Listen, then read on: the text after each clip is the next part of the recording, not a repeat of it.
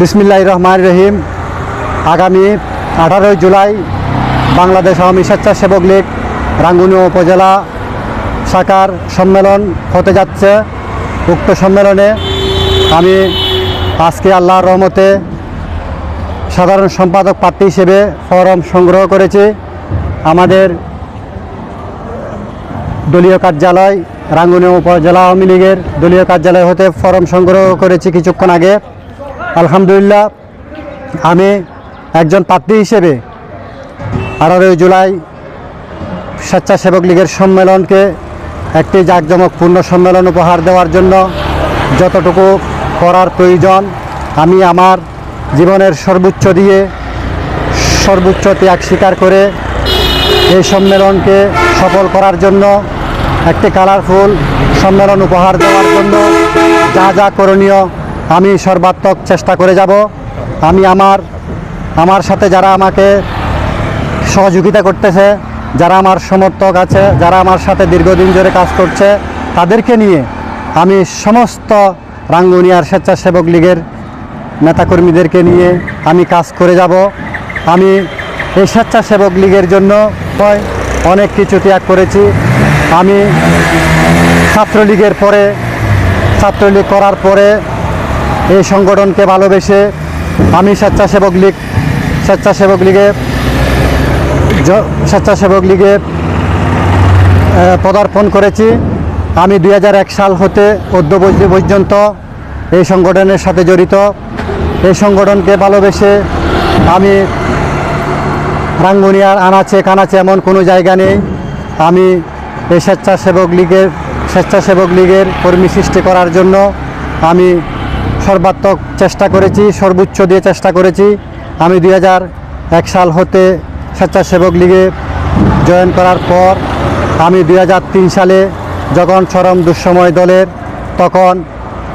যখন রাঙ্গুনিয়ার মধ্যে আওয়ামী লীগের কোনো সংগঠনের কার্যক্রম বিএনপি জামাতের কর্মীরা বিএনপি জামাতের সংশ্লিষ্ট যারা আছে তারা করতে দিত না, তখন থেকে আমি আমাদের প্রয়াত নেতা আমাদের রাঙ্গুনিয়া উপজেলা আওয়ামী লীগের সাবেক সভাপতি আলহাজ খলিল রহমান চৌধুরীর বাড়ির আঙ্গিনায় তখন মিটিং মিছিল হতো। আমরা কোথাও মিটিং মিছিল করতে পারতাম না।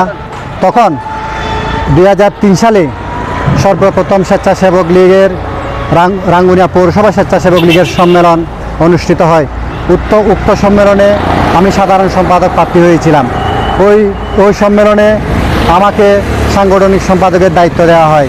আমি চেষ্টা করেছি সাংগঠনিক সম্পাদকের দায়িত্ব নেওয়ার পর এই সংগঠনকে গতিশীল করার জন্য, এবং 2003-এর পরে যখন আমাদের এই অবহেলিত রাঙ্গুনিয়া যখন আমাদের নেতা বর্তমানে পররাষ্ট্রমন্ত্রী বাংলার সবুজ তারকা আমাদের রাঙ্গুনিয়া রাজনীতির একমাত্র অভিভাবক বাংলাদেশ আওয়ামী লীগের 1 নম্বর যুগ্ম সাধারণ সম্পাদক জননেত্রী শেখ হাসিনার অত্যন্ত আস্থাভাজন জননেতা ডক্টর হাসান মাহমুদের হাত ধরে দুঃসময়ে আমরাই কিছু মুষ্টিমেয় নেতাকর্মী রাঙ্গুনিয়ার জনতা ডক্টর হাসান মাহমুদের আমরা 2005 সাল হতে ওনার সাথে জড়িত হয়ে ওনার গ্রুপ করেছি।